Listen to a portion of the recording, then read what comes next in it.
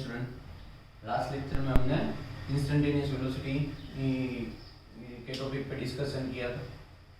Okay, तो आज उसके इंस्टेंटेनियस वेलोसिटी के ऊपर का एक एग्जांपल दिया गया है, उसका हम डिस्कशन करने के लिए जाएंगे।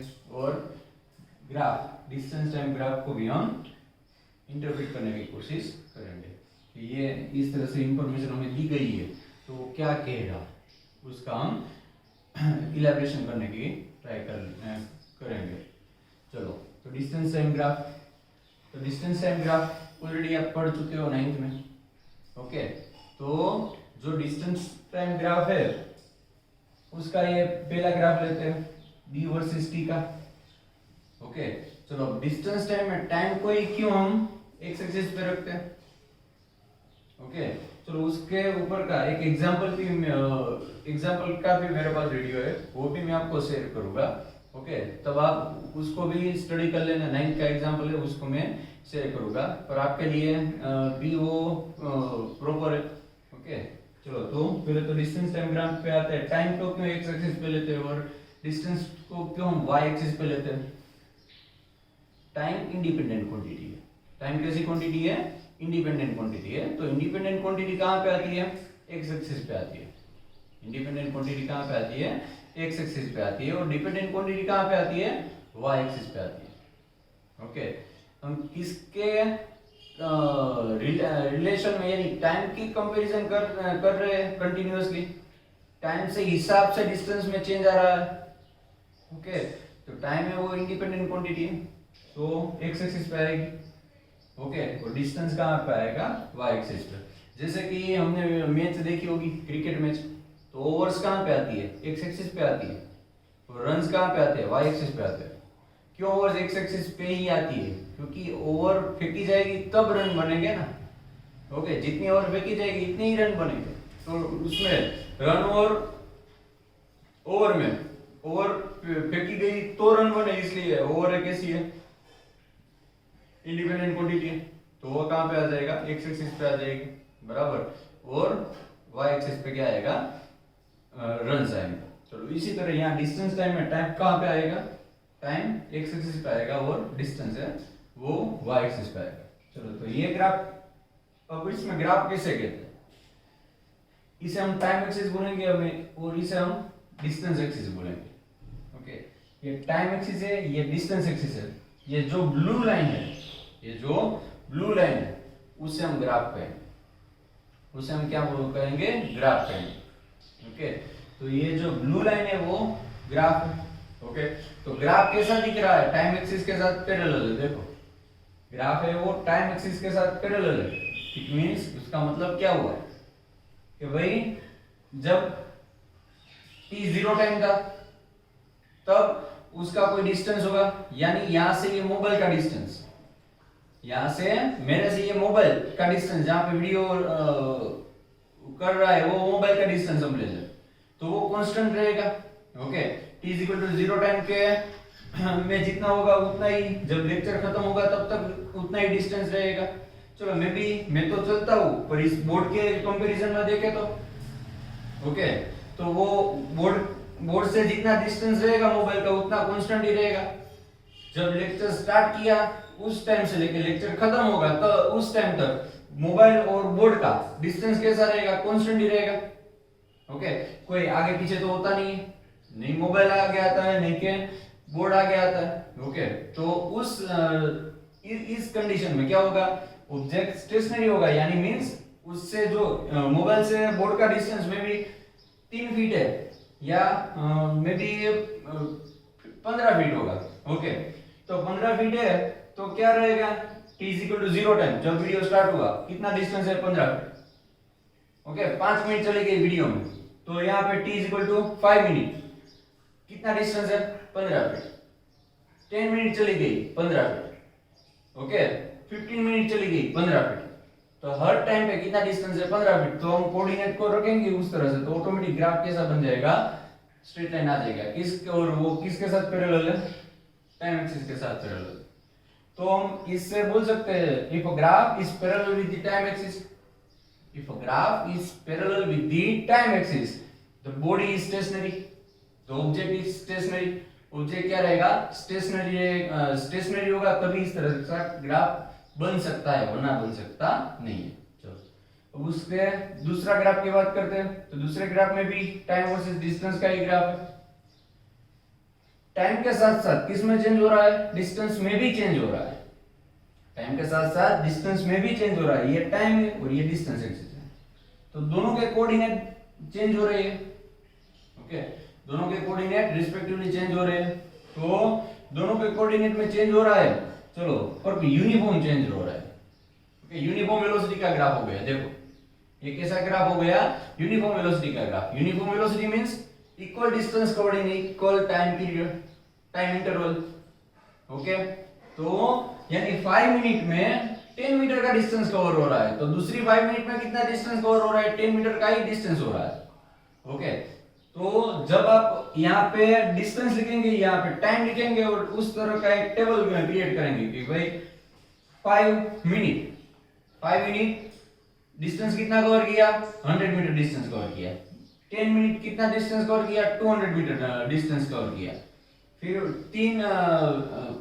5 मिनट का लिया था, 10 मिनट लिया और 15 मिनट ले लें तो कितना डिस्टेंस कवर होगा, 300 मीटर डिस्टेंस कवर होगा। फिर यहाँ पे 20 मिनट आएगा तो कितना डिस्टेंस आएगा, 4 मीटर। उस तरह से आप 100 मिनट तक लेके जाओ, उस तरह से आप 100 मिनट के लेके जो टाइम पीरियड है वो कहाँ तक लेके जाओ, 100 मिनट तक लेके जाओ, और यहाँ पे डिस्टेंस भी उसके रिलेटेड दिखेगा आपको। ओके, फिर बाद में आप ग्राफ प्लॉट कीजिए, तो इस तरह का ग्राफ मिलेगा। और ये प्रैक्टिस करनी चाहिए, ये इस तरह का टेबल बनाए, वैसा नहीं कि 5 मिनट ही लेना है, 100 मीटर ही लेना है। आपको जो पसंद आए वो लो, पर यूनिफॉर्म होना चाहिए। टाइम पीरियड और कवर डिस्टेंस दोनों क्या होना चाहिए, यूनिफॉर्म होना चाहिए। और वो प्रैक्टिस करो एक बार। ओके, देख के तो एक बार पता चल जाएगा, फिर बाद में हम भूल जाएंगे, पर एक बार जो हमने प्रैक्टिस किया है वो हम कभी भी नहीं भूलेंगे। ओके, जो हमने प्रैक्टिस करके ड्रॉ किया है वो हमें मेमोरी से इस तरह से इजीली नहीं जाता। ओके, देखा हुआ चला जाएगा, तो उस तरह की ट्राई कीजिए अब एक बार। ओके, चलो नाउ लीनियर ग्राफ है, तो body moving with a constant velocity. Okay, third graph constant acceleration. चलो यानी जब एक्सेलरेशन करेंगे तब उसका ज्यादा पता चलेगा एक्सेलरेशन होता क्या है। हमें पता ही नहीं, इसमें पढ़ ही चुके हैं, फिर भी उसको हम ज्यादा डिस्कस कब करेंगे, जब एक्सेलरेशन के ग्राफ लेंगे तब इस ग्राफ को वहां फिर से डिस्कस करेंगे। अभी देख लेते हैं। चलो कोई ऑब्जेक्ट को हम फ्री फॉल कराते हैं, कोई टावर से। ओके, तो वो टावर से नीचे गिरने तक कितना टाइम लेता है, 10 सेकंड का टाइम लेता है। ओके, तो पहले जब फ्री फॉल करवाना है यानी क्या, तो भाई इनिशियल वेलोसिटी 0 होगी और इस तरह से सिर्फ छोड़ना, इस तरह से थ्रो नहीं करना है, सिर्फ छोड़ना। ओके, उसे हम फ्री फॉल कहते हैं। तो इसको इनिशियल वेलोसिटी क्या रहेगी, 0 रहेगी।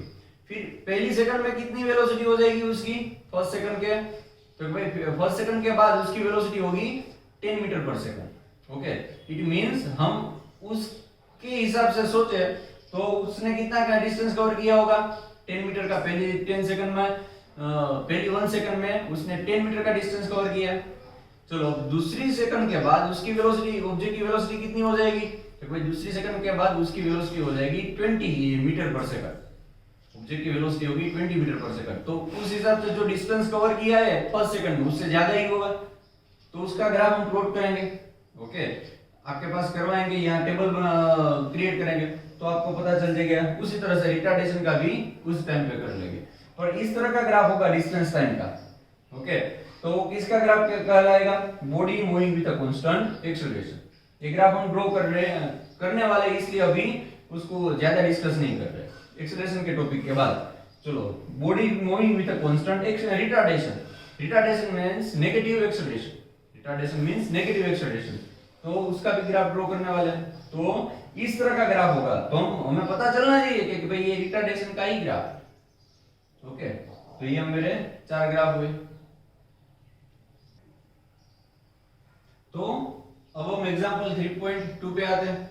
एग्जांपल 3.2 क्या है, position of an object moving along the x axis is given by x is equal to a plus bt square। कोई ऑब्जेक्ट है वो x एक्सिस में ही मूव कर रहा है और उसका डिस्प्लेसमेंट टाइम के साथ रिलेट कर रहा है, तो उसकी इक्वेशन बन रही है a plus bt square। Okay, तो उस रिलेशन पे वो ऑब्जेक्ट मूव कर रहा है। लास्ट में देखा था ना हमने 0.08 into t क्यूब। ओके, इस तरह से यहाँ इस इक्वेशन के मुताबिक वो मोशन कर रहा है, यानी टाइम की वैल्यू रखेंगे तो हमें किसकी वैल्यू मिल जाएगी, उसके कोऑर्डिनेट की वैल्यू मिल जाएगी, उसके कोऑर्डिनेट की वैल्यू हमें मिल जाएगी। चलो, तो वहां पे where a is equal to 8.5 metre, where a is equal to 8.5 metre और b is equal to 2.5 metre per second square. Okay, चलो यहाँ पे मीटर क्यों लिया है और यहाँ पे मीटर पर सेकंड स्क्वायर क्यों लिया, दोनों कांस्टेंट है। ओके, उसका डिस्कशन करते हैं। एक से यानी डिस्टेंस है, पहले सोचते हैं हम घर में जितने फैन है उसी फैन को ही हम सम ऐड कर सकते हैं, नेकेड ट्यूबलाइट को उसके साथ ऐड कर सकते हैं। जब हमें फैन चाहिए तो हम फैन को ही ऐड करते हैं ना, तो यहाँ हमें डिस्टेंस चाहिए तो डिस्टेंस को ही ऐड करेंगे। तो ये कांस्टेंट में पीछे क्या है, bt स्क्वायर है। ओके, तो ये इन दोनों का यूनिट जो होगा उसका मल्टीप्लिकेशन मीटर ही मिलना चाहिए, तभी मीटर प्लस मीटर मीटर मिलेगा। देखो ए का यूनिट क्या है, ए का यूनिट क्या दिया है मीटर 8.5 मीटर। ओके, बी का यूनिट क्या दिया है 2.5 metre per second square. Okay, तो यहाँ बी की जगह पे लिखते हैं मीटर पर सेकंड स्क्वायर। फिर बाद में कौन सी क्वांटिटी आती है, टाइम यानी सेकंड, तो सेकंड स्क्वायर आ जाएगा, तो सेकंड स्क्वायर कट हो जाएगा, तो आखिर में बचेगा क्या, मीटर। इसलिए यहाँ पे मीटर पर सेकंड स्क्वायर दिया गया है। ओके, उसको भी हम एनालिसिस करेंगे थोड़ा थोड़ा। And t is measured in a second, तो टाइम को हम किस में मेजर कर रहे हैं, सेकंड में मेजर कर रहे हैं इस इक्वेशन में। इस इक्वेशन में a क्या है 8.5 मीटर है और b क्या है 2.5 मीटर पर सेकंड स्क्वायर है। तो t जो है वो हम किस में मेजर करेंगे, सेकंड में मेजर करेंगे। What is its velocity at t is equal to 0 second and t is equal to 2 second, यहां तक का ही पहले रखते हैं। Okay, velocity t is equal to 0 second को क्या है, पर्टिकुलर पूछा है, इंस्टेंट हमने दे दिया है t is equal to 0 second, दूसरे में दे दिया है t is equal to 2 second। Okay, t is equal to 2 second दिया है पहले, तो वो इंस्टेंट दे दिया ना। ओके, मींस इंस्टेंटेनियस वेलोसिटी हमें डिराइव करनी है, तो इंस्टेंटेनियस वेलोसिटी का इक्वेशन है v is equal to dx upon dt। Okay, कल का इक्वेशन है dx raised to n upon dx, इसकी जगह पे हम क्या लिख सकते हैं, n x raised to n minus 1। dx raised to n upon dx की जगह पे हम क्या लिख सकते हैं, n x raised to n minus 1 लिख सकते हैं। ओके, तो बस पहले देखते हैं, फिर वापस इंस्टेंटेनियस वेलोसिटी क्या, इंस्टेंटेनियस वेलोसिटी का इक्वेशन क्या है, dx upon dt है। चलो, d upon dt x की जगह लिखते हैं a plus b t square, a plus b t square। Okay, separate करते हैं, ब्रैकेट को ओपन करते हैं, तो d अपॉन dt आ जाएगा plus d bt square upon dt आ जाएगा, d bt square upon bt आ जाएगा। चलो, तो a कांस्टेंट है, a क्या है, कांस्टेंट है, तो कांस्टेंट का डिफरेंशिएशन, अब इसे कांस्टेंट कैसे कहा वो पहले देख लेते हैं। यहाँ t वाला टर्म एक भी नहीं है, देखो a के साथ t वाला टर्म एक भी नहीं है। ओके, तो और ये इसलिए इसे हम कांस्टेंट कह रहे हैं इस क्वांटिटी को। तो dA अपॉन dt क्या हो गया, कांस्टेंट, और कांस्टेंट का डिफरेंशिएशन होता है 0, तो differentiation of constant is 0। Okay, तो यहाँ पे लिख दिया 0, इसे हम कांस्टेंट कहेंगे b को, पर इसकी वैल्यू 0 नहीं होगी क्योंकि इसके डिफरेंशिएशन किसके रिस्पेक्ट में, टाइम के रिस्पेक्ट में हो, और टाइम का टर्म इसके साथ मल्टीप्लाई किया गया है, इसलिए उसकी वैल्यू 0 नहीं होगी। और b को कहां पे ले लेंगे, डिफरेंशिएशन से आगे ले लेंगे, तो लिख दिया b। अब t स्क्वायर बचा क्या, तो dt square upon dt। Okay, दूसरी बार देख लेते हैं, x की जगह लिख दिया a प्लस bt स्क्वायर जो भी इक्वेशन में दिया गया है। ओके, अब ब्रैकेट को हमने ओपन किया, तो dA अपॉन dt लिखा जाएगा क्योंकि ये इसके साथ मल्टीप्लाई होगा, और d upon dt bt square के साथ भी मल्टीप्लाई होगा, तो dA अपॉन dt आ जाएगा plus d bt square upon dt आ जाएगा। ओके, तो ये कांस्टेंट कहलाएगा। क्यों कांस्टेंट कहलाएगा? क्योंकि एक के साथ टाइम का कोई भी स्टेप मल्टीप्लाई नहीं हुआ है, टाइम की क्वांटिटी मल्टीप्लाई की गई या डिवाइड की गई नहीं है, इसलिए अब ये क्या हो गया? कांस्टेंट हो गया, क्योंकि किसके रिस्पेक्ट में डिफरेंशिएशन था? टाइम के रिस्पेक्ट में था। तो कांस्टेंट का डिफरेंशिएशन क्या मिलता है? 0 मिलता है।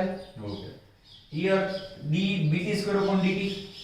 ओके, तो b कांस्टेंट है, b को डिफरेंशिएशन से बाहर निकालो तो b dt square upon dt। Okay, तो dt square upon dt, b को तो वैसे ही रख दिया, बट हमें पता है dx raise to n upon dx, तो उसकी जगह पे हम क्या लिख सकते हैं? nx raise to n minus 1। तो हमने बस पहले वही लिखा, ये dt स्क्वायर अपॉन dt है ना, उसकी जगह पे हमने लिख दिया जो भी हो, उसकी जगह पे हमने लिख दिया nt raise to n minus 1, खत्म। ओके, ये इक्वेशन है, हमें याद रखना है। डन। तो nt raise to n minus 1, तो अब n की जगह पे क्या है? 2 है। n की जगह पे क्या है? 2 है, तो यहां पे लिख दिया b into 2। t n minus 1 means 2 minus 1, easy. Okay, फिर से एक बार यहां से देख लेते हैं, dt स्क्वायर अपॉन dt है, dx raise to n upon dx है, इसकी जगह पे हम क्या लिख सकते हैं? nx raise to n minus 1 लिख सकते हैं, तो वो लिख दिया nt raise to n minus 1।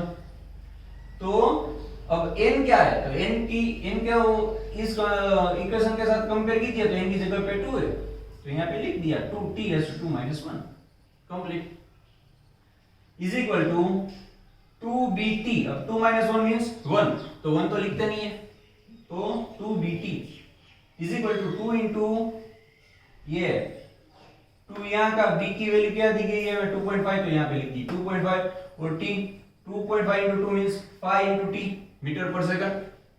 अब वेलोसिटी फाइंड करनी है, किस टाइम पे, किस इंस्टेंट पे? 0 सेकंड पे, तो v of 0 is equal to 5 into 0, क्योंकि t की जगह पे हमें क्या लिखना पड़ेगा? 0 लिखना पड़ेगा, तो हमने लिख दिया 0। 5 into 0 means 0 metre per second. So at instant t is equal to 0 second, the velocity, instantaneous velocity is 0. Okay, now for the t is equal to 2 second, तो v of 2 is equal to 5, t की जगह पे तो 2, इस equation में value रख रहे हैं 5, तो 5 t की जगह रख दिया 2, तो 5 2 10 मीटर पर सेकंड। ओके, तो ये क्या हो गया? Instantaneous velocity. ओके, 2 के लिए 2 सेकंड के लिए at an instant 2 second. Okay, तो ये हमारी इंस्टेंटेनियस वेलोसिटी खत्म हो गई। अब हमें दूसरा पूछा गया है, what is the v average between t is equal to 2.0 second and t is equal to 4.0 second. Okay, तो 2 सेकंड के बीच में और 4 सेकंड के बीच में कितनी एवरेज वेलोसिटी होगी, वो हमें डिराइव करनी है। तो v एवरेज, तो उसमें तो क्या है? Total distance cover upon total time taken. Average velocity का इक्वेशन क्या है? टोटल डिस्टेंस वेलोसिटी है, इसलिए total displacement upon total time taken. Okay, total displacement upon total time taken. Average velocity means total displacement upon total time taken. तो displacement कौन सी second का और कौन सी सेकंड का लेना है? Between t is equal to 2 second to t is equal to 4 second. Okay, तो displacement 4 second तक की पोजीशन हमें फाइंड करनी पड़ेगी, final position minus initial position. तो फाइनल पोजीशन यानी x ऑफ 4, यहां पे हम ये इक्वेशन में t की जगह पे 4 रख दे तो हमें क्या मिलता है? 48.5। It means object at 4 second, object at 4 second is at 48.5 metre. Object आपको कहां पे मिलेगा? 4 सेकंड को 48.5 मीटर डिस्टेंस पे मिलेगा। ओके, और x t is equal to 2, object का पोजीशन कोऑर्डिनेट क्या था? 2 सेकंड पे, तो x of 2 is equal to a plus b t square, तो 8 plus 8.5 plus 2.5 into 4, 2 का स्क्वायर होता है 4। सिंपल में मैथमेटिक्स है, कैलकुलेशन कर लो तो क्या मिलता है? 18.5। इट मींस 2 सेकंड को ऑब्जेक्ट कहां पे मिलेगा? किस कोऑर्डिनेट पे मिलेगा? 18.5 कोऑर्डिनेट को मिलेगा। ओके, नाउ लीनियर मोशन कर रहा है, सो x2 minus x1। ओके, तो x2 यहां पे क्या होगा? 4 final position minus initial position, तो x of 4 minus x of 2, तो हमने फाइनल पोजीशन यहाँ पे फाइंड कर रखी है। फाइनल पोजीशन कौन सी है 48.5, तो लिख दिया 48.5। इनिशियल पोजीशन कौन सी है 18.5, तो लिख दिया 18.5। उस दोनों का बीच का डिफरेंस क्या हो जाएगा, डिस्प्लेसमेंट मिल जाएगा किस टाइम पीरियड के बीच में, 2 सेकंड और 4 सेकंड के बीच में। तो यहाँ पे मिल जाएगा 48.5 minus 18.5 is equal to 30 divide by time period कितना होगा 4 minus 2 is equal to 2। So 30 divided by 2 is equal to 50 meter per second. Okay, ये 104 और 102 क्या है, तो position coordinate of the object, okay, at 4 second and at 2 second respectively. Done. तो यहां का सेशन यहां खत्म कर रहे हैं।